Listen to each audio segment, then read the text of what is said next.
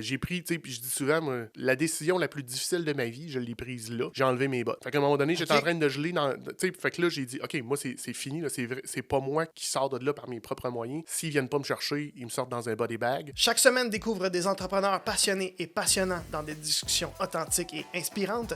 Ici Olivier Gédé, bienvenue à Passionné saison 3.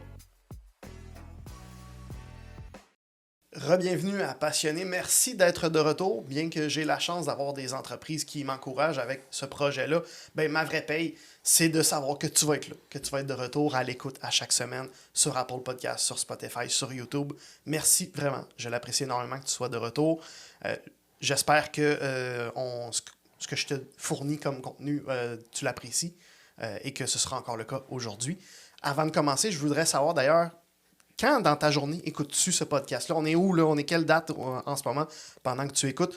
Viens me le dire en commentaire sur YouTube ou sur mes réseaux sociaux. Le lien est en description de l'épisode. J'aimerais savoir, ça pique ma curiosité. Aujourd'hui, je reçois quelqu'un sans qui, en fait, ce podcast-là n'existerait probablement pas. En fait, au minimum, il n'existerait pas sous sa forme actuelle. Puis ce serait probablement le cas pour toute mon entreprise au complet. Je vais te l'expliquer plus tard. Mais juste avant, si tu écoutes sur YouTube, ben, tu remarques, on est chez On est Live encore une fois. C'est ici qu'on enregistre tous les épisodes de la saison 3. C'est ici qu'on a enregistré toute la saison 2 également. C'est vraiment un super beau studio pour un podcast, pour un webinaire, pour un photoshoot, tout ce qui est production d'images à Québec. Lâche un coup de fil à Will et à Serge, tu ne le regretteras pas. Simon Harvey, stratège en développement des affaires. Bonjour, merci d'avoir accepté mon invitation. Non, mais tu me mets de la pression un peu, là. C'est un peu vrai. On va commencer par là. En fait, là, je vais en parler tout de suite. Moi, j'étais engagé comme stratège en développement des affaires pour travailler sur mon entreprise à un moment où je ne savais pas trop où je m'en allais avec ça. Puis moi, j'ai eu l'impression que tu es sorti un petit peu de ton mandat pour travailler beaucoup la structure de l'entreprise plus que les ventes. Je te dirais, ben oui et non. Puis tu sais, j'ai cette... Moi, mes parents viennent du Lac-Saint-Jean. Fait que, tu sais, le terme grand talent a une signification particulière dans ce coin-là du monde. Moi, j'ai un grand talent. Tu sais, j'ai le talent de mettre les doigts partout, de me mêler de tout ce qui n'est pas de mes affaires. Puis tu sais, quand on s'est rencontrés, ce que j'ai saisi assez vite, c'est que t'étais pas 100% aligné. Fait que c'est pas ce que je fais traditionnellement, mais je te dirais de plus en plus, par exemple, je le vois apparaître. T'sais, j'ai de plus en plus d'entrepreneurs, des jeunes entrepreneurs comme toi ou des entrepreneurs un peu plus seniors, pas nécessairement en âge, là, mais en ancienneté en entrepreneuriat, qui ont besoin un peu de ce service-là. Fait que c'est un service que je publicise pas trop, mais je le fais, puis je le fais. J'ai beaucoup de fun. T'sais, j'ai eu du fun à apprendre sur toi, à apprendre sur ta business, à comprendre ce monde-là. T'sais, j'ai beau avoir un podcast. Moi, c'est relativement nouveau. Je suis tombé là-dedans, moi, un peu par pur hasard.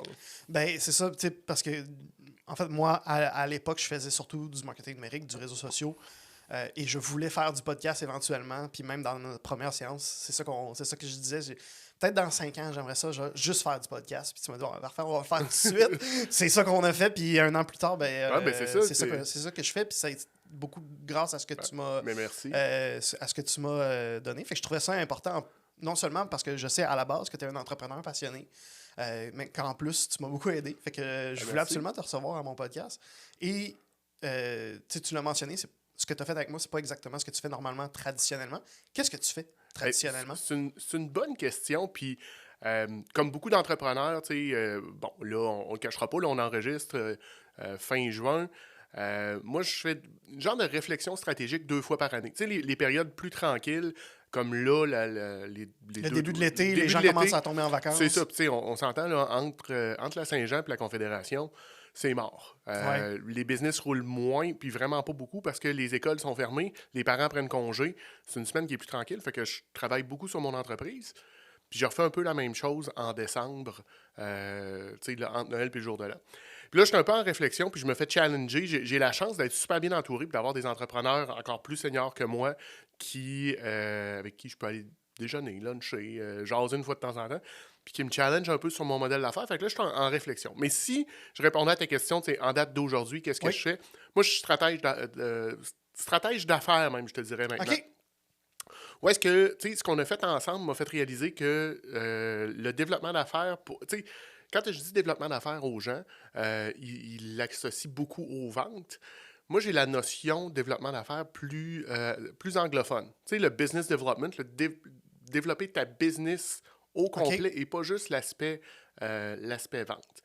Donc, comment est-ce que je fais ça? Je fais ça dans 3 axes principaux. Je fais des ateliers, des conférences, de la formation en entreprise sur mesure ou je donne un cours au CFP Gabriel Rousseau sur la vente, le développement des affaires. Je fais du coaching, un peu ce qu'on a fait toi et moi. Mhm. Période intensive de 13 semaines, où est-ce qu'on se rencontre à raison d'1 heure et demie par semaine. Puis après ça, on continue à se rencontrer, mais une fois par mois pour les autres mois suivants. Question de bien cristalliser puis de s'assurer qu'on garde le momentum puis les bonnes habitudes. Je fais de la consultation stratégique aussi, là, où est-ce que ça peut être développer un nouveau marché, revoir un département de vente, se faire challenger au niveau de toutes ces choses-là. J'ai développé aussi un Canva qui, en fait, j'ai pris le Canva de modèle d'affaires, puis je l'ai adapté à ma réalité, ou vraiment. Parce que, je sais pas, oui, on l'avait travaillé ensemble. Oui. Canva de modèle d'affaires, c'est super intéressant. Mais je trouvais qu'il manquait un angle, tu sais, vraiment vente, développement d'affaires, tout ça. Fait que je l'ai refait. Puis c'est avec ça que je fais Donc, dans ce que tu fais, donc, ça va être développement d'affaires. Donc, on Ouais. va regarder beaucoup la structure de Ben, l'entreprise, comment elle fonctionne. puis le pourquoi, j'ai commencé aussi à travailler beaucoup le pourquoi. Pourquoi on fait les choses. Ouais. Puis par-dessus ça, ben, j'ai rajouté, si on veut, un volet VP, vente, développement des affaires à temps partiel, là, ce qu'on appelle le fractional CRO ou VP ou whatever. Tu vas être comme un directeur à temps partiel de l'entreprise? Ben, je mets plus VP parce que quand je dis directeur aux gens, ils s'attendent à ce que je sois quand même très hands-on, les mains dans... Alors que je suis beaucoup plus dans le stratégique, beaucoup plus dans l'orientation. Donc, je vais, mettons, venir, je sais pas, tu as une équipe dans 3 ans, tu sais, ta business a pris de l'ampleur. Tu as 2, 3 vendeurs, mais Olivier n'a jamais été directeur des ventes. Olivier n'a jamais... Fait que comprendre cette bébête-là qui est un vendeur, tu as un peu plus de difficulté. Ben, moi, je viens m'insérer dans ton organisation. Du côté stratégique, je jase avec toi, puis c'est quoi les angles qu'on devrait prendre côté développement d'affaires. Puis je coach, puis je supporte l'équipe à temps OK. partiel. Puis donc, on va travailler beaucoup la structure, mais quand même toujours avec un petit angle plus vente. On va parler un peu plus de vente. Parce que c'est ça ton dada, là, dans le fond? C'est ça. Tu sais, mon corps et de sable naturel, c'est le développement d'affaires. Mais, tu sais, je connais mes limites aussi. Je rentre dans une organisation, tu sais, je vois tout. Je vois tout. Des fois, c'en est même tannant, mais je suis capable de dire, OK, Olivier, le problème que tu as est du côté de ressources humaines. Hey, c'est pas vrai, là. C'est pas moi qui va s'occuper de ça. Je ne suis pas une bonne personne pour gérer des ressources humaines. J'en connais. Je connais les meilleurs. On va aller chercher cette personne-là. Puis, puis je suis capable de matcher aussi, de dire, OK, c'est qui dans mon réseau de contacts qui fitterait bien avec Olivier. Je vais t'en présenter 2, 3. Je vais dire, bon, ben, voici. Puis. Comment t'en es arrivé là? À arriver à faire quoi? À premièrement, te lancer en entrepreneuriat dans le développement des affaires. On a-tu plusieurs heures? On peut faire du montage. On peut s'arranger. Écoute, tu sais, dans le fond, moi, on remonte il y a très, très, très longtemps, puis je suis pas sûr de l'âge que tu as, fait que ça se peut que ça soit avant que tu sois né. 30, presque pile. OK, ben c'est pas mal quand tu es venu au monde. OK. En 1994, moi, je commence à travailler au Canadian Tire sur route de l'église ici. OK. Puis, tu sais, j'ai déjà une drive puis quelque chose. Puis, à un moment donné, on est dans la salle des employés en haut. Puis, je suis un peu plus vieux. Là. Fait que là, on est peut-être rendu plus autour de 95-96. Puis, tu sais, on se connaît un peu. Puis, les gens qui écoutent me connaissent peut-être. Des fois, j'ai un côté un peu cocky, un peu... à 17 ans, j'étais... Particulièrement. Je l'étais plus, mettons. Fait qu'on était assis dans la salle de break, puis à un moment donné, en niaisant, je dis, hey, moi, là, à tel âge, je vais être telle chose dans le magasin, puis à tel âge, je vais être là, puis à tel âge, je vais être là. Puis je finis par dire, à 27 ans, je vais être directeur général, puis à 30 ans, je vais être propriétaire d'un magasin Canadian Tire. Fait que, OK. déjà à ce moment-là, l'idée, sans trop le savoir pourquoi, l'idée d'être propriétaire, d'être entrepreneur était déjà là. T'avais-tu t'en es-tu dans les études là-dedans? Ou oui, mais tu sais, je veux dire, oui puis non. Écoute, j'ai un deck en art plastique, moi, là, fait OK. T'es allé à l'école pour dire que t'es allé, mais c'est tout. T'as-tu fait la même chose? Un peu, oui. Ouais, c'est ça. Tu sais, moi, écoute, ça pourrait être un sujet de podcast quand j'ai expliqué à mon père qui venait de me payer l'école privée au secondaire que j'allais faire un deck en art plastique. Là. Mon père est comptable à le créer. Tu sais, OK. La moustache, je travaille dans une compagnie d'assurance. Mon père, tu sais, c'est. Puis moi, j'arrive, je dis, OK, père, ben là, merci de m'avoir payé 5 ans, mais je m'en vais en art plastique, puis je vais faire de la glaise, puis de la peinture avec mes doigts. Écoute, ça a été toute une discussion. Mais revenir, dans le fond, fait que je dis ça, puis tu sais, j'oublie ça quelque part. Tu fais juste le pitcher dans les airs, puis tu y penses pas. Ben, tu sais, c'est quelque chose que j'ai appris avec le temps. Faut faire attention à ce qu'on souhaite, parce que des fois, ça nous retombe sur le nez. J'arrive à 27 ans, ou un petit peu avant, là, puis je me suis ramassé directeur général d'un magasin. Fait que, tu sais, ma carrière chez Canadian Tire a continué, j'étais un peu partout, et je m'en vais directeur général d'un magasin. Puis l'étape suivante, c'était que j'applique pour devenir propriétaire. Puis, tu sais, mon plan tenait la route. Mais bon, la vie s'en est mêlée, puis j'ai eu un enfant. Ça a changé mes plans. Je suis revenu m'installer à Québec, je suis allé représenter sur la route. Puis à un moment donné, au travers de ça, je travaillais pour Napa Pièces Auto. Puis là, je rencontrais les ateliers de mécanique. Mais tu sais, j'avais rencontré les propriétaires de ils font de l'argent, ils faisaient de l'argent, Puis ils ne savaient pas compter. Fait que j'ai dit, écoute, moi, je sais compter un petit peu. Là. Je ne suis pas un génie du calcul, là, mais je suis capable de m'organiser. Fait que je devrais m'en acheter un. Fait que j'ai regardé 2 ou 3 fois d'acheter des business. Puis j'ai fait le cours en entrepreneuriat avec le Centre de transfert en entreprise du Québec. Puis ça n'a jamais abouti pour différentes raisons. Le prix, le type de business. Puis, fait que j'avais comme un peu laissé tomber ça. Et 2019, je perds ma job comme directeur des ventes dans une entreprise. Fait que septembre 2019, je dis bon, parfait, je vais prendre l'automne pour retomber un peu sur mes pattes, réfléchir à qu'est-ce que je fais de la suite de ma carrière. Fait qu'en janvier 2020, je commence à reshaper mon CV. Ah, une belle année pour ça. Tu vois où je m'en vais, hein? Tu vois où je m'en vais. Fait que je reshape mon CV, je commence à faire des entrevues. Puis ça, on s'entend, si vous vous rappelez, c'est l'ancien temps, là, mais le pré-pandémie, il y avait de la job, mais il n'y en avait pas tant que ça. Puis on s'entend, là, j'étais rendu senior, je demandais quand même un salaire intéressant. Fait que les jobs ne traînaient pas à terre. Il y avait beaucoup de entry level, mais des jobs, plus haut, il n'en avait pas des jobs d'un 6 chiffres, comme ce que j'étais habitué. Il y en avait, mais pas 80. Fait que je suis en processus. Puis là, c'est une entreprise américaine. Puis d'un coup, on est rendu à 3e, 4e entrevue. Puis là, ils me disent, écoute, Simon, il faudrait que tu viennes nous voir aux États-Unis, au bureau chef. Fait que, tu sais, ça aligne bien. Là, à un moment donné, j'en reçois un coup de fil. Ils disent, écoute, on n'achètera pas ton billet d'avion tout de suite. Là, on entend des drôles de choses dans le milieu. Donne-nous une couple de jours. Puis à un moment donné, le fameux vendredi, tout a fermé.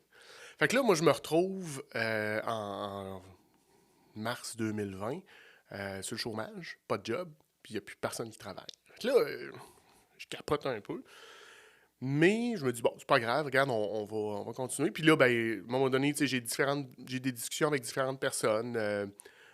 David Godreau, qui est le propriétaire de Empire Solo. Ouais. J'ai un appel avec David. David me challenge un peu. Puis je le connais pas, puis je vais toujours y en être extraordinairement reconnaissant. Il m'a challengé, il m'a brassé un peu, puis il dit, hey, essaye donc ça. Fait que je dis, je suis à l'aise puis efficace avec un ordinateur. Peut-être que je pourrais devenir intégrateur de CRM.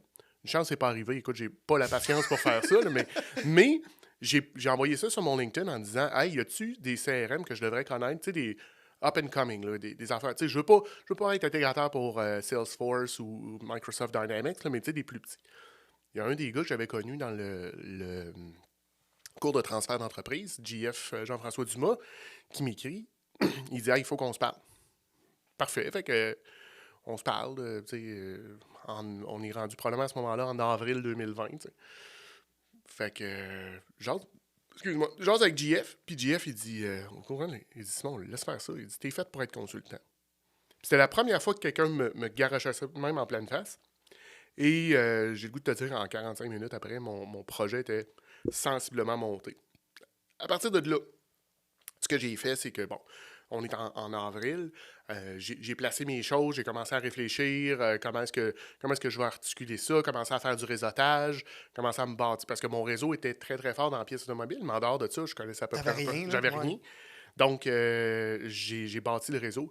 Puis, en janvier 2021, je me suis officiellement lancé à 100%. OK. Puis j'arrivais avec une vision. Moi, je suis une belle bébite. Ça veut dire que j'ai des champs d'intérêt extraordinairement divers. Moi, on est allé il y a quelques semaines là, au pub, le Sacrement, le Saint-Sacrement, Oui. bon, Sur, sur chemin ouais. Sainte-Foy. Là. Ouais. Il y a le mardi soir un pub quiz. Ah non, écoute, moi, je suis une terreur là-dedans. Là. Je suis un puits sans fond de choses inutiles. Fait que, tu sais, j'ai beaucoup, beaucoup de champs d'intérêt, puis tout m'intéresse. Donc, j'ai un côté TI quand même assez poussé. En fait, je suis un geek qui ne s'assume pas. Moi, Tout ce qui est technologique un peu, ça t'attire beaucoup. Là. Oui, mais tu sais, écoute, moi, j'ai monté, démonté des ordinateurs. OK. Tu sais, en 2008-2009, tu sais, les tablettes n'existaient pas bien à ce temps-là. J'ai pris un laptop comme le tien, j'ai flippé l'écran de barre, je l'ai pour me faire une tablette que j'avais accrochée en dessous de mes armoires de cuisine pour pouvoir avoir un genre une tablette, un genre de Netflix, mais OK. j'étais déjà là. Moi, je suis 100% Linux depuis 2006. Tu sais, fait que je suis allé me former comme... je pensais peut-être m'en aller de ce côté-là de la table, d'aller dans les TI. Puis, je suis allé me former comme Scrum Master. Puis là, j'ai dit, tabarnouche, l'agilité, hey, ça serait-tu bien? Tu sais, moi, je le vois en vente. Je pense que... Puis là, je me dis, hey, je vais arriver avec ça, là. Je vais vendre l'agilité en vente. Écoute, dans 3 semaines, un mois et demi, maximum au mois de septembre, là, mon pipeline va être plein, je vais avoir les pieds sur le pouf, puis les clients vont rentrer tout seuls. Jusqu'à ce que je réalise que les gens n'avaient pas tous le même intérêt que moi pour l'agilité, puis que quand je leur parlais d'agilité, ils venaient avec des petits yeux vitreux, puis je les perdais. Je les perdais complètement. Fait que j'ai été obligé de reformuler mes choses, d'arriver avec des valeurs, parler des valeurs que j'ai autour de la vente. Mais grosso modo, c'est le même que je me Mais c'est suis... quand même drôle. Ce que j'ai remarqué dans tout ça, c'est quand même drôle que ce qui est arrivé avec moi, avec mon entreprise, que tu m'as fait, il a fallu que tu te... Il a quasiment fallu que tu te fasses dire Ouais, hey, vas-y. Ben, oui, vas-y. Mais tu sais, c'était l'équivalent d'une tempête parfaite. Là. Moi, tu sais, à un moment donné, il faut que tu bouges. Puis si tu te rappelles, cette période-là, on était tout un peu perdus. On avait perdu nos repères.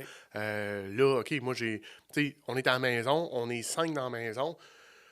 Faut qu'il se passe de quoi, là? OK, puis... C'était la plus pure définition du au jour le jour. Oui, mais qu'est-ce que je peux faire pour survivre? Puis, tu sais, qu'est-ce que je peux faire pour survivre financièrement, mais mentalement aussi? Fait que, tu sais, j'ai suivi un paquet de cours, je me suis formé pour faire du web, je me suis formé pour... Tu sais, j'allais chercher des cours en programmation Python. Toutes des affaires qui sont intéressantes, mais, tu sais, ultimement, deep down, je savais que c'était pas pour moi. Là. Je savais que, tu sais, ce côté-là, c'est pas ça qui me ferait triper. Moi, j'ai vraiment du fun à faire le côté stratégie, puis, tu sais, à me projeter, j'ai une facilité à me projeter dans le futur.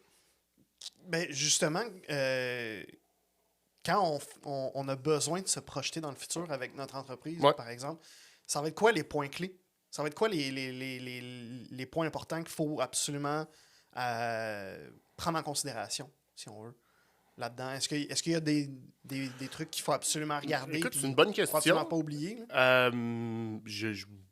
Tabarnouche de bonne question, ça, Olivier. Qu'est-ce qu'il faudrait pas que tu oublies? En fait, j'ai le goût de te dire, il faut pas que tu oublies la nature de ton entreprise, le pourquoi de ton entreprise, qu'est-ce que tu fais, puis c'est quoi que tu veux atteindre. Tu sais, c'est souvent une discussion que j'ai avec mes clients. Ben, en fait, si tu me dis, parfait, je veux me projeter dans le futur, je veux mon... Ouais, mais tu veux qu'elle se rende où? Puis, tu sais, il n'y a pas de bonne, pas de mauvaise réponse. Ton entreprise, ça peut être Olivier pendant 50 ans, puis c'est juste toi, puis c'est correct. Ou ça peut être, tu peux avoir 500 employés, ou 5000, ou 5000, c'est pas grave. Ça dépend, mais c'est qu'est-ce que tu veux. C'est ça qu'il faut que tu détermines avant de partir. Au même titre que, tu sais, on dit se projeter dans le futur. Tu pars en voyage. Il faut toujours bien que tu saches où tu veux aller si tu veux partir et t'en aller dans la bonne direction. Ben, c'est la même affaire en business. Tu sais, si tu veux te projeter dans le futur, parce que tu pars en voyage, tu te projettes que tu es assis sur le sable au Mexique, ben il faut que tu aies décidé que c'est au Mexique parce que tu pourras pas te rendre. Tu comprends ce que je veux dire? Fait que c'est important, je te dirais, la première étape, c'est qu'est-ce que je veux atteindre, puis après ça, on définira le plan. OK. À la base, tu viens du monde de la vente. Puis on a souvent la vision des gens en vente que un vendeur, c'est un vendeur. Peu importe si tu y mets de quoi dans les mains puis il va le vendre. Est-ce que ça a été ton cas? Est-ce que c'était ton cas un peu? Je te dirais que j'ai un talent pour comprendre qu'est-ce qui va faire réagir les gens. Moi, là, je me souviens dans des meetings, tu sais, je suis assis, là, puis je suis en train de découvrir que j'ai peut-être pas un TDA, mais j'ai certainement un H, puis un H mental. Écoute, ça vire, ça vire, ça vire. Fait que moi, à un moment donné, quand ça vient plate, là, je suis capable de m'entertainer tout seul dans ma tête. Fait que je me souviens d'être assis dans un meeting, puis tu sais, j'ai les bras croisés, puis j'écoute pas. Tu sais, ça fait À ce moment-là, c'était-tu quand tu étais en entreprise ou ouais, t'es. j'étais employé. Puis, tu sais, ça fait, dans ma tête, là, ça fait vraiment comme dans Charlie Brown quand les adultes parlent. Moi, moi, moi. C'est ça que j'entends. Puis d'un coup, j'entends 3 mots. Là, je me revire. Je dis, parfait. Tu sais, puis j'ai vraiment levé. Je dis, OK, on arrête tout. Là. C'est ça qu'il faut dire. C'est ça qui va faire que nos clients vont acheter. Tout le monde me regarde et dit, voyons. Non, non, non. C'est ça. Les mots-clés, là, les mots qui vont faire réagir, c'est telle affaire, telle affaire, telle affaire. Le reste, les clients s'en foutent. C'est ça qui va les faire réagir. J'ai ce talent-là. Fait que, ultimement, je peux vendre à peu près n'importe quoi. Est-ce que j'ai le goût? Non. Mais je te dirais que, tu sais, les très bons vendeurs que je connais, je veux dire, c'est la même chose. Il faut comprendre qu'est-ce qui fait réagir le client. Il faut que tu sois capable de l'adapter. Il faut que tu sois capable de raconter l'histoire qui va autour. Tu sais, moi, j'ai tout le temps dit, je suis capable de vendre à peu près n'importe quoi en autant que j'ai l'histoire qui va avec. OK. Tu sais, si je suis capable... Puis ça m'est arrivé des fois d'avoir à vendre, travailler pour des entreprises des fois qui faisaient un peu dur, là. Moi, non, j'ai une entreprise qui a été, en 20 ans, est allée 3 fois c'est une entreprise américaine, là, 3 fois sur le Chapter 11. Chapter 11, c'est la loi de la faillite aux États-Unis. 3 fois, ça, 3 fois en 20 ans, c'est beaucoup. Ouais, la dernière fois, ils s'en sont pas ressortis. Mais là, tu expliques aux clients, oui, on est retourné, voici pourquoi, OK, puis là, ben voici l'histoire, puis on sort et, tu sais, à un moment donné, je disais à mon boss, là, ça me prend de quoi pour parler aux clients? Puis là, OK, ben on a tel, tu sais, le président du conseil d'administration, c'est telle personne. Le CEO, c'est telle personne. Ils viennent de là. OK, là, j'ai été capable de bâtir une histoire puis de dire, bon, ben, regarde, oui, on ressort, mais on a le CEO qui vient. Le président du conseil a été CEO de notre plus gros compétiteur pendant 20 ans. Le CEO, présentement, vient d'une entreprise, une petite entreprise qui s'appelle Michelin. Le pneu puis la batterie, c'est la... Fait que, tu sais, j'étais capable de le vendre comme ça, puis ça a bien passé. OK. Puis, t'as mentionné, je viens de sticker là-dessus, t'as mentionné tantôt que t'avais regardé pendant un moment pour faire du reprenariat, pour reprendre des entreprises. Dans ton avenir, est-ce que c'est quelque chose qui est encore sur peut-être. Tu sais, je mets pas un X sur une acquisition, sur quelque chose comme ça. Mais je te dirais, tu sais, il n'y a rien qui arrive pour rien dans la vie. Puis je suis content de ne pas avoir acheté une entreprise à ce moment-là. Ce que j'aime de mon travail, moi, c'est que j'ai une super belle diversité. Tu sais, je te l'ai dit tantôt, j'ai des champs d'intérêt divers. Ben, j'ai des clients qui sont dans des univers diversifiés. Tu sais, j'ai travaillé avec toi dans le monde du podcast. J'ai appris là. J'ai des clients dans les fournitures industrielles. Même si je connais ça, j'apprends. J'ai eu des clients, tu sais, beaucoup de clients en TI. Tu sais, puis le monde des TI, c'est large. Ben, j'apprends là. Fait que, tu sais, si j'avais été, je sais pas, moi, dans acheter un garage, j'aurais probablement eu du fun 18 mois. Puis après ça, ben... T'aurais voulu le vendre. Ben, ou faire d'autres choses. Ouais, faire d'autres choses. C'est à quel moment qu'on doit se dire j'ai besoin de Simon Harvey? Écoute, c'est une super bonne question. En fait, je vais te retourner. C'est qu'est-ce qui t'a... Ah ben, moi j'étais dans un désert, là, dans un brouillard total. Là. Ouais, ben je te dirais... beaucoup ça. Là. Je te dirais, c'est souvent ça que je vais rencontrer En fait, dépendamment de ma clientèle, tu sais, quand je suis en coaching, ce qui est en train de ressortir beaucoup, c'est que c'est des gens, soit comme toi, là, dans les balbutiements de leur entreprise, puis qui ont besoin un peu de se faire aligner, ou plus seniors, tu sais, un 5, 6, 7 ans, là, qui ont vécu une première vague de croissance, puis là, qui viennent de frapper un genre de plateau, puis qui disent, OK, là, j'ai besoin de me faire challenger, puis j'ai besoin de me faire amener ailleurs.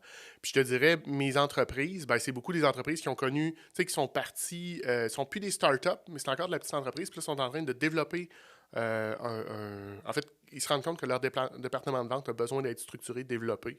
Fait que c'est à ce moment-là qu'on se tourne vers moi. Puis, ton client, ça va être l'entreprise ou ça va être l'humain? Propriétaire de l'entreprise? En fait, ça dépend.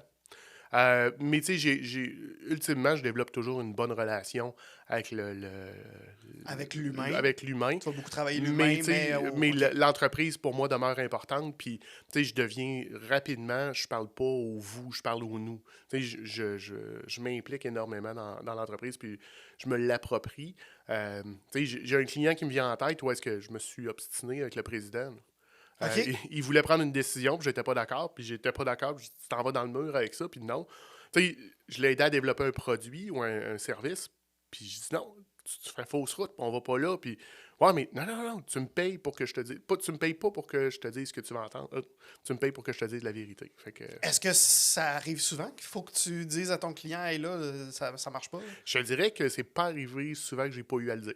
On va le OK. dire ça. C'est régulier, mais tu sais, à quelque part, au même titre que je te disais, j'ai la chance de me faire challenger moi aussi. Tu sais, dans nos entreprises, on est souvent, on a tellement le nez collé dessus, puis on est tellement pris dans nos opérations qu'on voit pas tout. Puis, tu sais, la force que quelqu'un comme moi amène dans une organisation, c'est que, tu sais, je te l'ai dit, moi, je suis allé chercher, j'ai un client qui est là, j'ai un client qui est là, j'ai un OBNL, j'ai ci, j'ai ça. Quand j'arrive pour te parler, là, moi, mon coffre à outils, puis tu sais, mes options de solutions sont extraordinairement variées. Alors que toi, tu es habitué dans ta zone d'expertise. Ben moi, tu sais, peut-être que ton problème, il existe, il y a quelqu'un d'autre qui l'a eu. On va aller chercher la solution dans une autre industrie, puis on va juste l'appliquer dans la tienne. Est-ce que, là, un peu à l'inverse de ma Ouais. dernière question, est-ce qu'il y a des prérequis pour être ton client? Est-ce qu'il y a il y a eu Ben, des moments où tu dis non, tu peux pas être mon client, t'es écoute, pas OK. Là, tu me parles d'un processus. Ce que tu m'amènes là, c'est un processus de vente, puis je pense qu'on l'a un peu, travaillé ouais. ensemble. Fait que, tu sais, il y a une phase d'acquisition où est-ce que, comment tu vas chercher ta clientèle, les réseaux sociaux, le réseautage, le fameux cold call, tout ça. La phase critique, en fait, tu as deux phases qui sont particulièrement critiques dans un processus de vente. La deuxième, qui est la qualification. Tu sais, tout le monde peut pas et ne doit pas être ton client. Fait que de comprendre qui est ton client, c'est la première chose, mais tu sais, de valider la personne qui est en avant de toi, là, ça me tente dessus. Écoute, c'est aussi plate que ça, mais si je te tape ses nerfs ou si tu me tapes ses nerfs, on n'aura pas de fun, Olivier. Puis si on n'a pas de fun, ben, sais-tu quoi? Va travailler avec quelqu'un d'autre. Tu sais, il y a trop. Je vais te diriger vers un de mes compétiteurs. Tu n'as pas le goût de travailler avec moi, je pense pas que tu es la bonne. Co-pétiteur, Ouais. moi je connais la définition, mais peux-tu la Ben, définir pour quelqu'un qui l'a peut-être jamais que entendu ou qui donc, l'entend mais en fait, qui est pas c'est sûr? deux mots combinés. Tu as le mot coopérer puis tu as le mot compétiteur. Donc, c'est un compétiteur avec qui tu coopères. Puis je te dirais que c'est une belle façon de faire de la business parce que, je viens de le dire, on ne peut pas plaire à tout le monde. Ben, d'avoir des compétiteurs, tu dis, OK, moi, je ne suis pas la bonne personne. Elle va parler avec Dave, tu vas voir, tu vas être super bien servi. Salut Dave Cameron. Salut Dave. mon compétiteur préféré. Tu sais, va parler avec Dave, va parler avec Geneviève. Ça se peut que ça soit pas moi, mais je vais te présenter des gens qui sont de la même qualité, mais qui vont peut-être plus cliquer. Fait que, oui, c'est important, mais tu sais, le client, la personne qui est en avant de toi, là, ça clique-tu? C'est-tu vraiment mon client? C'est-tu ce qu'il cherche? C'est-tu possible? Est-ce que la personne est coachable? Est-ce que la personne est prête à apprendre et à se faire challenger? Ou, tu sais, j'ai déjà eu des clients, ben, tu vas me faire ça. Non, t'es un petit peu, là. Toi, tu penses que le problème est là, ça se peut, mais moi, je vais fouiller, je vais gratter jusqu'à temps que je trouve la cause réelle. Le client, tu le caches. Tu sais, c'est aussi fou que ça, là, mais c'est bien beau. Tu sais, tu peux être la meilleure personne, la meilleure ci, la meilleure ça.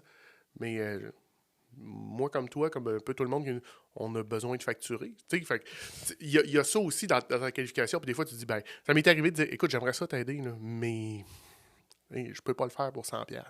Ouais. Tu aurais besoin de 15 000$, je peux pas te le faire pour 100. Là, à un moment donné, les maths ne marchent pas. Là. OK. Mais là, je comprends un peu plus. C'est drôle parce que j'ai longtemps eu l'impression que tu avais beaucoup sorti de ton mandat habituel avec moi.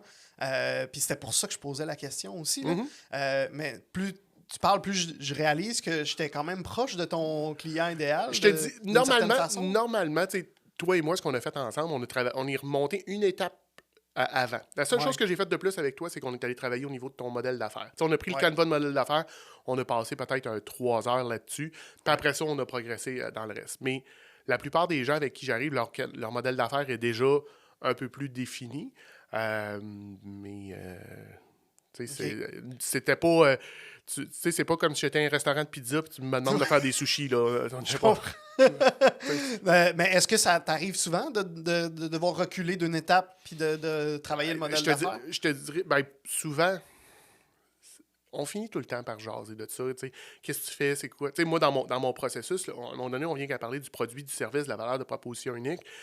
On se rapproche beaucoup de tout ça. Je ne vois pas nécessairement au niveau de le revenu, les coûts, tout ça, mais dans mon processus, on va jaser de tes finances. On va jaser, hey, puis ton cash sort de où? C'est drôle, la semaine dernière, j'étais avec une cliente, puis elle me parlait de sa business, puis elle fait quand même un bon chiffre d'affaires.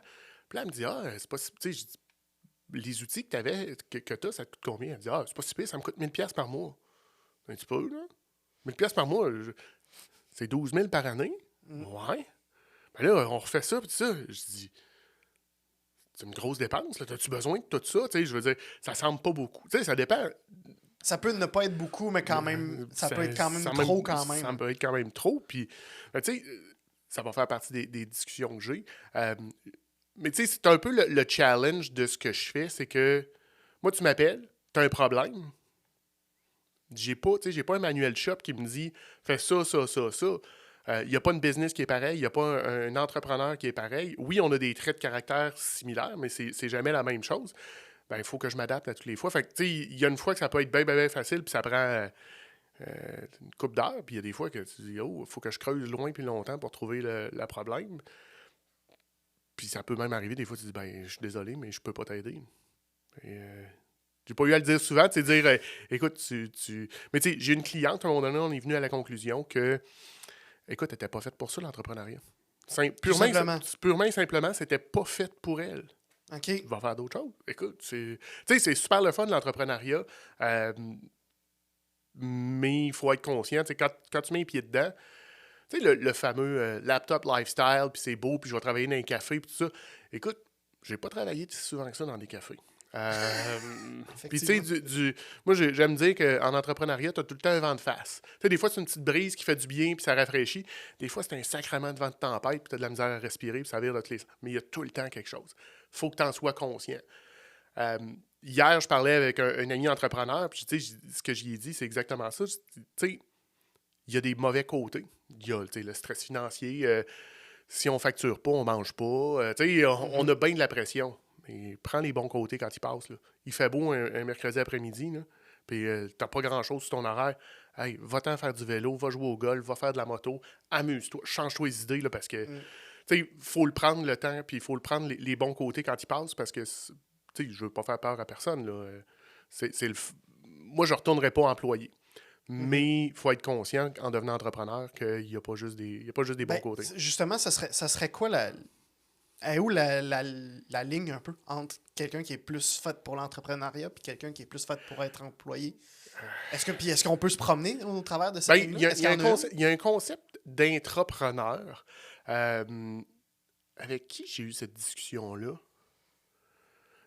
Moi, j'ai longtemps douté que ça se pouvait.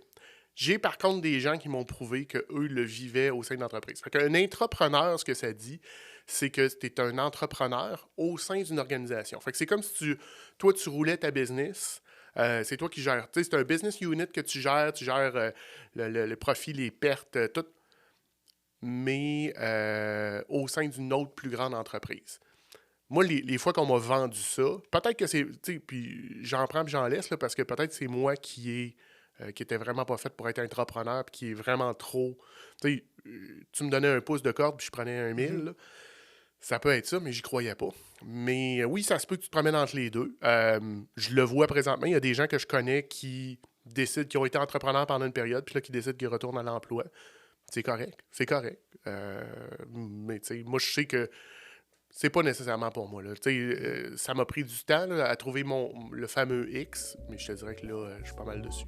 Avant de continuer, j'aimerais remercier AGMT.dev. L'équipe d'Alex Gauvreau m'a beaucoup aidé cet été avec plusieurs problèmes que j'avais sur mon site web et sur mon domaine, dont plusieurs problèmes que d'autres professionnels avant n'avaient pas réussi à régler. Alors, si toi aussi tu as des problèmes, des besoins en outils informatiques, fait que logiciels, applications et autres outils informatiques en tout genre, ou même en création de sites web custom, ou n'importe quel autre besoin informatique, ben, l'équipe d'AGMT.dev est là pour toi. Alors, je t'invite à visiter le site web agmt.dev ou à écrire directement à Alexandre Gauvreau au alex@agmt.dev. J'ai écouté un vieux épisode de podcast sur lequel tu racontais une histoire où tu étais en Gaspésie, tu étais allé faire du snow avec ton frère en Gaspésie. Ouais. Puis ça s'est pas super bien passé. On peut dire ça comme ça, ouais. T'es-tu à l'aise qu'on en discute? Ben, on peut en parler un peu. Puis tu sais, là, j'ai pas nécessairement plugué. J'ai le meeting des ventes du lundi, qui est mon podcast. Il y a 1 an et demi, 2 ans, je suis tombé sur un article dans le journal, puis ça a fait ressortir un événement de ma vie. Fait que moi, le 22 janvier 2005 va tout le temps rester gravé dans ma tête parce que tu sais, j'ai fait du ski, du snowboard une grande partie de ma vie. C'est encore quelque chose qui fait partie de ma vie énormément. Mon frère, moi j'habite à Campbellton au Nouveau-Brunswick. Fait que si tu replaces dans les événements, je suis directeur général du Canadian Tire à Campbellton au Nouveau-Brunswick, qui est sur la pointe, là, où le Québec et le Nouveau-Brunswick se touchent. Mon frère travaille pour le SADC à Sainte-Anne-des-Monts, qui est juste l'autre bord de la péninsule gaspésienne. Fait que c'est à peu près 1h30, mettons, 1h30, 2h un de l'autre. Fait que mercredi, peu importe, il m'appelle, il dit hey, j'ai un de mes chums de Québec qui descend, on va faire du backcountry sur le Hogsback, qui est une des montagnes là-bas. On descend ça en snowboard. C'est super le fun, mais moi, mon snowboard ne me permet pas. Il dit non, pas de trouble, viens avec nous autres. Fait que moi, je pars. Tu sais, mon frère et son chum, on fait du snowboard ensemble, ça fait des années, fait qu'on est habitués. Mais on est parti, tu sais, un peu naïf et insouciant. Okay. On est parti en snowboard dans le bois, dans le backcountry, comme si on était parti faire une journée au Massif, à Saint-Anne ou à Stoneham. Okay. Mais backcountry, qui dit backcountry dit pas de télésiège. Oui, okay. Faut que tu montes à pied. Faut que tu montes à pied. Moi, j'ai 26-27 ans à ce moment-là. Mon frère et son chum en ont 4 ans de moins. Louis joue hockey semi-pro dans ce coin-là du monde, fait qu'il est en shape. Son chum nage 4 fois semaine. Puis moi, qui est directeur de magasin, qui court comme un Christy de fou, mais qui n'est pas plus en forme qu'il faut. Puis j'ai voulu suivre je vais les appeler les jeunes. Puis je me suis brûlé en montant. Quand je suis arrivé en haut... On parle d'une ascension de combien de temps, à peu près? Écoute, à la vitesse qu'on avançait, ça a dû nous prendre 2h30, 3h. OK. Fait que je suis arrivé en haut, brûlé tête. Ta journée était faite, là, déjà? Ouais. Puis... ce qui m'est arrivé, c'est un paquet de mauvaises décisions. Fait que je suis arrivé en haut. Et si vous faites du ski, du snowboard, skier dans de la poudreuse, c'est rough, c'est jambes. Mais là, j'ai déjà plus de jambes. Fait que je commence à essayer de descendre, mais tu sais, j'ai les jambes engaînées, puis ça shake, là. Fait que je suis pas capable d'aller plus... Je suis plus capable, puis je me dis, OK, là, je vais me planter. Puis tu sais, il y a des bouts où est-ce que quand tu commences à descendre, là, tu regardes comme ça, puis tu vois pas le bas de la montagne tellement que c'est à pic. C'est à pic. Fait que je dis, je vais me tuer. Fait que j'enlève le snowboard, je remets ça sur mon sac à dos, puis je commence à descendre. Puis mon frère, à un moment donné, il voit ça, je dis, non, faites votre ride, les gars, là, je ne craperai pas votre journée, je vais descendre à pied, je vais suivre vos traces, puis je vais aller sortir à la même place que vous autres. Mon frère m'a dit, non, Simon, le gars, on était arrêté, il y avait comme une cabane, là, vers la CEPAC, puis il faut s'enregistrer parce qu'il y a quand même des risques d'avalanche. Puis c'est ce qui est arrivé dans l'article que je parlais tantôt. Il y a des gars qui étaient partis en avalanche. D'ailleurs, c'est un gars que mon frère connaissait, mais le gars nous dit, si vous vous perdez, vous descendez en ligne droite, vous allez passer une ligne d'hydro, vous allez tomber sur... Fait que tu n'essaies pas de trouver le sentier ou de quoi ça. Non. Descends en ligne droite, tu vas te rendre. Fait que Louis me dit, fais ça. Moi, je suis épuisé. Puis, tu sais, en épuisement, on prend des fois des décisions qui sont pas nécessairement les meilleures. Fait que, OK, je fais ça. Puis, je commence à descendre, puis je descends. Puis, une cuve en montagne, c'est quand tu as eu une avalanche ou l'avalanche a arrêté. Fait que ça fait comme une cuve, un fond de sac. Ça fait comme comme si c'était dans le bas d'un ravin, genre? Non, mais c'est comme... Tu sais, les arbres, ça fait comme une demi-lune. Ça fait comme une demi-lune. Les arbres, il y a une partie, puis après ça, il n'y en a pas, puis d'un coup, il y en a. Là, je commence à regarder ça. Je dis, OK, j'ai quand même eu la présence d'esprit de dire, hey, je rentre-tu vraiment là-dedans? Là? Les arbres sont empilés les uns sur les autres. J'ai un snowboard sur le dos. Je suis en raquette. La neige est molle. Je suis fatigué. Si je rentre dans le bois, je ne ressors pas du bois. Là. Ils vont me retrouver au printemps. Fait que, bon, ben, je vais essayer de remonter un peu. Mais là, je l'ai dit, là, c'est assez à pic. Pour faire 1 mètre, ça me prend 1 minute et demie. Puis, parce que tu montes, la neige tape. Tu montes, la neige tape. OK. Puis là, bon, à un moment donné, j'ai pris la décision. Je dis, OK, moi, j'ai été scout. Quand t'es perdu comme scout, on te dit une affaire, t'arrêtes de bouger. Fait que je me suis fait un abri. Long story short, j'estime 8 heures à flanc de montagne en janvier. Puis la pleine lune de janvier. Fait que si tu veux la placer, il fait jamais chaud. Tu sais, si tu poses des questions, froid, là, ouais, non, c'est pas. Il n'y a pas de canicule au mois de janvier. Fait que, non, puis honnêtement, j'ai pensé pendant un moment donné que je m'en sortirais pas vivant. Pendant un grand bout de temps. Puis, tu sais, plus que tu te perds, mettons, j'estime m'être perdu vers 1h30, 2 heures. De l'après-midi. De l'après-midi.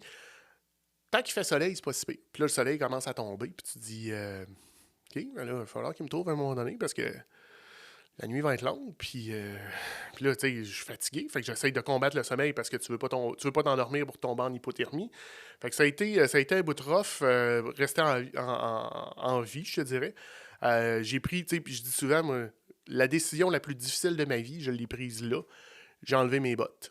Fait qu'à un moment donné, j'étais en train de geler fait que là, j'ai dit, OK, moi, c'est fini. Là, c'est pas moi qui sors de là par mes propres moyens. S'ils viennent pas me chercher, ils me sortent dans un body bag.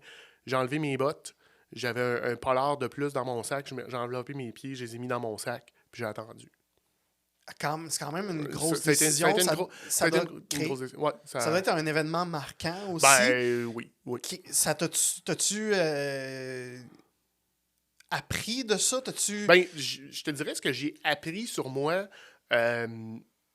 Puis je te dirais ce que j'ai appris sur l'humain, c'est que même quand tu es au bout, là, il en reste encore. Notre désir de survivre est extraordinairement fort. On a des ressources qu'on ne soupçonne même pas. J'ai aussi appris, puis tu sais, c'est un apprentissage de vie, puis on pourrait en reparler, là, mais de faire confiance aux autres, parce que mon frère et son chum m'ont pas abandonné. Ils se sont assurés que, tu sais, ils passaient sur la route en bas, puis ils klaxonnaient pour savoir que, tu sais, me laisser savoir qu'ils étaient... Toi, au loin, tu savais qu'ils te cherchaient, Ils me cherchaient, mais... c'est ça. Ils n'étaient pas là. Fait que, tu sais, c'est le genre de choses que j'ai apprises. J'ai appris aussi que, tu sais, je suis pas un... Tu sais, je peux prendre des mauvaises décisions, de faire attention quand on est épuisé. Puis, tu sais, j'ai voulu... Je suis quelqu'un qui, tu sais, mes limites, là, puis je les pousse, mais même moi, j'ai des limites. Tu sais, puis on a tous nos limites. Nos limites sont peut-être pas tous à la même place, mais on a tous une limite. Puis que, tu sais, de trop vouloir les surpasser, ben, des fois, tu peux te mettre dans le gros trou.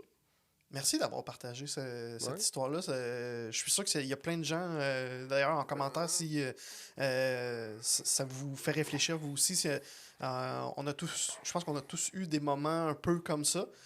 Toi, le tien était quand même assez intense émotionnellement, j'imagine. Puis moi, je me suis promis, c'est pas encore arrivé, mais que j'allais remonter cette montagne-là. Je vais en monter puis je vais en descendre. OK. C'est sûr. Je vais refaire ça.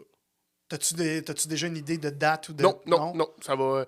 Mais non, moi, j'aime pas la défaite. Je me suis fait rentrer dedans par une montagne, je vais conquérir. OK. Une journée qui fait un petit peu moins froid. Un peu moins froid, là. Puis, tu sais, c'est fou comment, tu sais, je suis plus en forme là aujourd'hui qu'il y a 19 ans. Qu'à l'époque, OK. Fait que ça va déjà t'aider un petit peu. Ça peut pas nuire. Ouais, ça m'a rappelé quand. Moi aussi, je fais beaucoup de ski. Puis quand j'étais plus jeune, mon père, il me disait tout le temps à la fin des journées, on en fait-tu une autre ou est-ce que c'est notre dernière? Parce que il me disait tout le temps, t'es mieux d'arrêter avant de faire ta descente de trop. Ouais. Tout le temps, faut que tu arrêtes avant de commencer ta descente de trop. Puis de ce que je comprends, ce qui t'est arrivé, c'est que. C'est exactement ça. Faire une descente, c'était une descente de trop. Déjà, juste à monter, c'était suffisant. C'est ça. Mais tu sais, j'en ai pas parlé, mais je suis patrouilleur de ski aussi.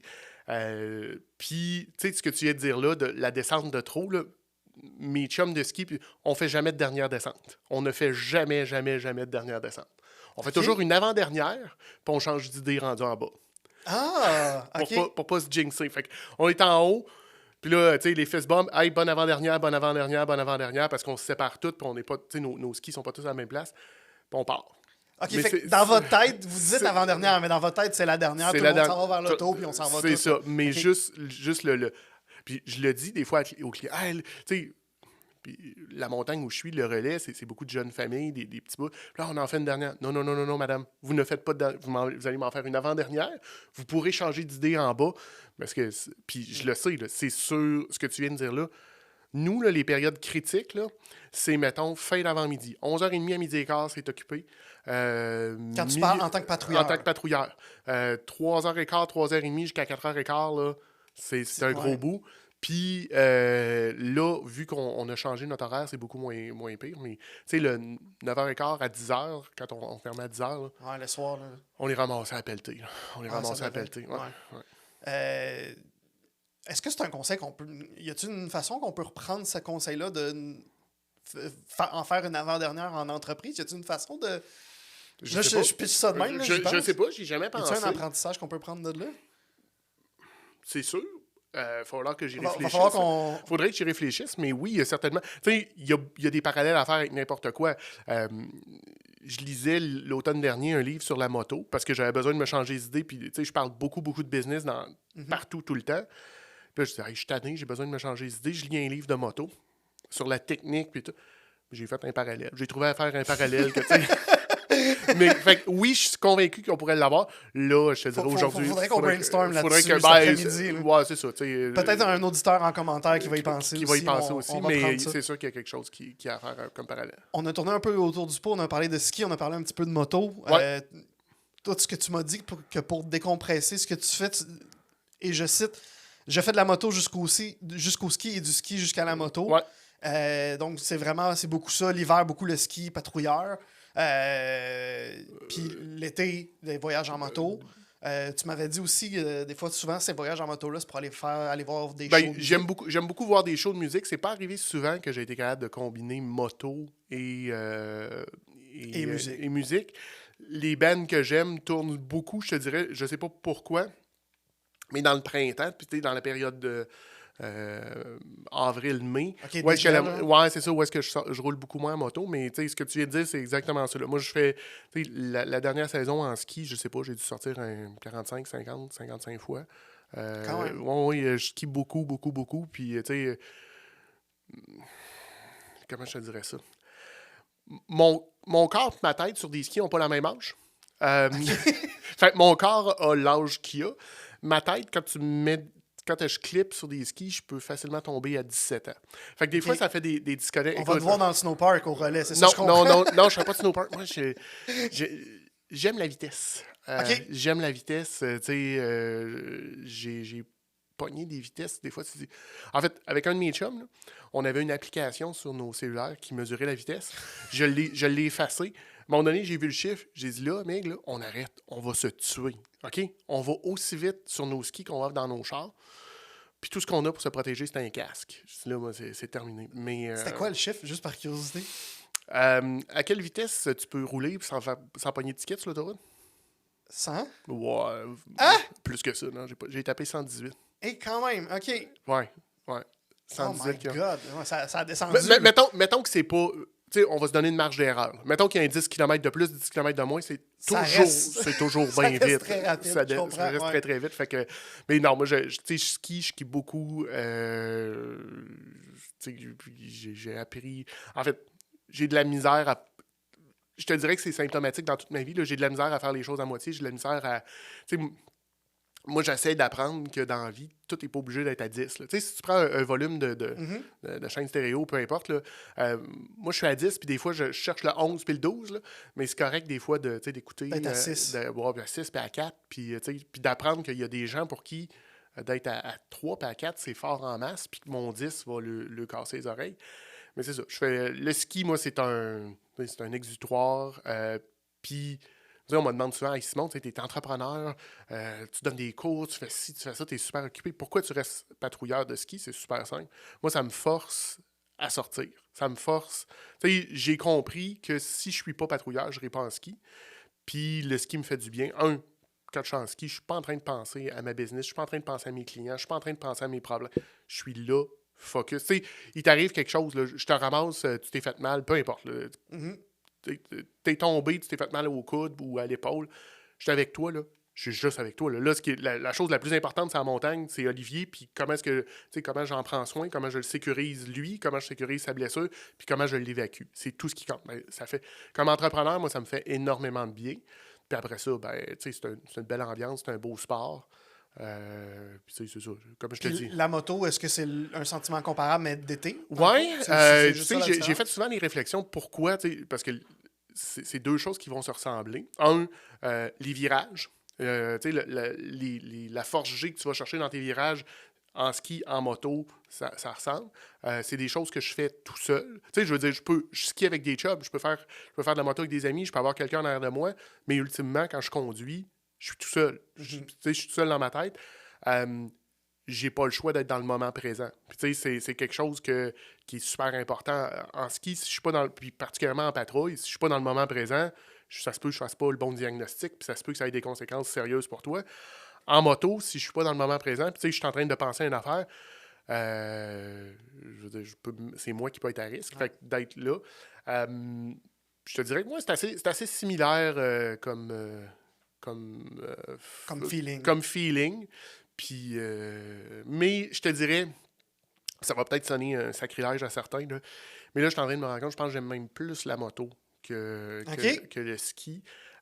J'ai toujours aimé conduire, j'ai toujours aimé là, me déplacer. Tu sais, j'ai été 15 ans comme représentant sur la route à rouler entre 45 et 60 000 kilos. Moi, de la route, j'aime ça. Ben, en moto, je retrouve un peu ce... Mais là, je flash sur quelque chose aussi. Là. En ski, t'as déjà descendu à 100 km/h à peu près. Là. Ouais, non. OK, je ne répondrai qu'en présence de mon avocat, non, mais... si et seulement s'il le faut. OK, mais quand même, en moto, le kit est essentiellement le même qu'en ski? Non, j'ai du pad. Tu sais, en ski, oui, en ski, j'ai mon casque d'attitude. Le reste, c'est pour combattre le froid. En moto, tu sais, moi, je suis un adepte de all the gear, all the time. Là. Fait que moi, tu sais, d'aller rouler en t-shirt, tu sais, de même, là, avec des... Non, c'est pas vrai. Là. En petite chemise. Non. Moi, tu sais, j'ai les bottes de moto, les jeans de moto, j'ai 3-4 manteaux différemment. Tu sais, selon la température, selon ci, selon ça. Mon casque, mes gants, c'est non négociable. Parce que, tu sais, au quotidien, plus nécessairement, mais tu sais, mon père a eu un accident de moto il y a 56 ans. Oh. Mon père s'est fait couper une jambe sur un accident de moto. Fait que, tu sais, moi, j'ai pleinement conscience de la réalité. Là, tu sais. Puis mon père l'a dit, quand il a eu son accident, il avait porté de l'équipement, s'il y avait eu une botte, il n'aurait pas eu sa jambe coupée. Fait que, tu sais, c'est important. Puis, si on fait un parallèle, parce que tu vas probablement le demander, tu sais, de bien se protéger, puis de faire les choses correctement, puis de s'équiper correctement pour se lancer en business, c'est aussi important, là, parce que il peut y avoir des conséquences sérieuses. J'avais même pas pensé à cette question. Ah non, tu as répondu, merci. Tu fais ma job, j'adore ça. Ben, écoute, j'ai un peu l'habitude. C'est pas mon premier podcast, on va dire. Oui, effectivement. Avec qui tu voudrais absolument prendre un café? Une personne en vie ou décédée? Écoute, les deux, c'est correct. Je le sais pas. Mais avoir su que tu me posais cette question-là, par contre... Il y a été un moment donné, j'ai un petit carnet orange à la maison où est-ce que j'ai été pendant 4-5 mois à faire des listes de 10.